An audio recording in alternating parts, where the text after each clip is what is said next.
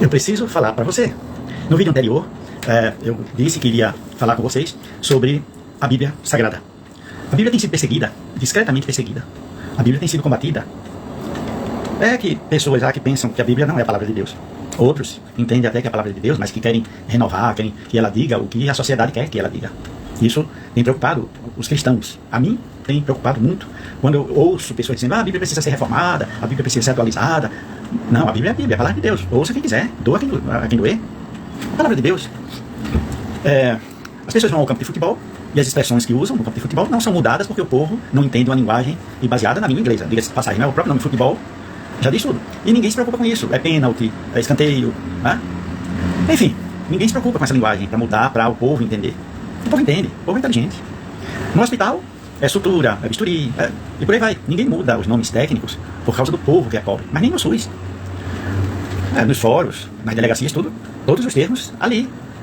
Escritório de advocacia, os termos técnicos. Ninguém vai mudar porque o povo não entende. Apenas a Bíblia tem que ser mudada. Dá um celular. Pode ser, quando gosta até em chinês, o garotinho já mexe, já entende tudo. A Bíblia é a palavra de Deus, a Bíblia tem que ser realmente um nível elevado, ok? Um nível elevado. Porque se você pensa em mudar a palavra de Deus para as pessoas entenderem, primeiro, você está dizendo que o povo é tolo, incompetente, é burro. E o povo não é burro. O povo pode não ter cultura, mas inteligente. E se você quer mudar a Bíblia para o povo entender, porque o povo não tem cultura para entender, você quer manter o povo na ignorância, eles têm que se elevar, têm que aprender. Entende? Bem, eu dessa introdução assim rápida, mas eu quero falar alguns pontos e expressar que eu creio, e não apenas creio, eu entendo que a Bíblia é a palavra de Deus, por alguns motivos. Primeiro, os 40 homens escreveram a Bíblia. Eu estou dizendo homens escreveram a Bíblia, nota isso aí. Com culturas diferentes. Imagina a cultura de Amós e a cultura de Paulo. A cultura de Pedro e a de Isaías. Entende? De Daniel. Mas eles escreveram, e claro está, quem lê a Bíblia vai entender o que eu estou dizendo, que escreveram coisas do mesmo nível, com a mesma mentalidade. Só pode ter sido o Espírito Santo de Deus, em cada um deles. Eles escreveram em épocas diferentes, em lugares diferentes. Escreveram a mesma coisa. Somos pecadores, só Jesus Cristo salva, Deus criou o mundo. É isso. Precisamos nos arrepender. Uma outra coisa é que eles escreveram, não escreveram para agradar absolutamente ninguém. Nenhum autor que quer vender livro diz assim: todos pecaram e destituídos estão da glória de Deus. Só para ser uma afirmação divina para a humanidade. Jamais um autor iria escrever: arrependei-vos. Entende? Vai nas livrarias hoje. Vai nas livrarias, mesmo as evangélicas. É livro de autoajuda, a rodo. Pessoas que escrevem o que as pessoas querem ouvir. Por isso que aqueles livros não são, ou não é a Bíblia. Uma outra coisa é que as profecias, e eu digo que as profecias nada mais são do que as promessas de Deus. Quando Deus promete, meu amigo, sai do meio, ele faz. Um dos exemplos que trago aqui do que a Bíblia disse, além dos que aconteceram, né? Tudo que a Bíblia diz que aconteceu. O dilúvio, a própria ciência, os cientistas estão, reconhecem isso. O dilúvio aconteceu, ponto. O Senhor prometeu que os israelitas iriam voltar para a sua terra. O pessoal da diáspora, que está espalhado pelo mundo, em 1948, voltaram.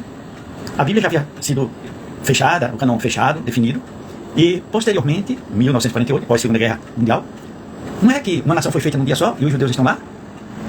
Se você ler a Bíblia de Gênesis e Apocalipse, não vai ver essa profecia sendo cumprida na Bíblia. Mas quem estuda a história geral, sabe o que aconteceu no mundo, vai entender que aquela profecia cumpriu-se em 1948. A história mundial. Confirma o que a Bíblia diz.